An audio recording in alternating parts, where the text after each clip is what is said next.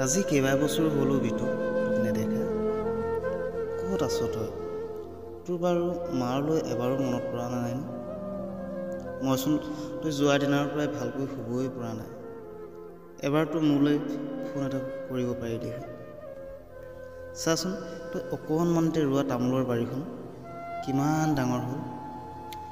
বাগানখনো আজি ধুনীয়া হৈ পৰিল। আজি বাৰীৰ কলজোপা কাটি বিক্ৰী কৰিবলৈ তই নাই অবিতো। চাচোন বিলখনো আজি উদং উদং লাগিছে। ককাইৰে পগলাৰ দৰে বিচাৰি ফুৰিছে, বাই ভিনিও বিচাৰি ফুৰিছে।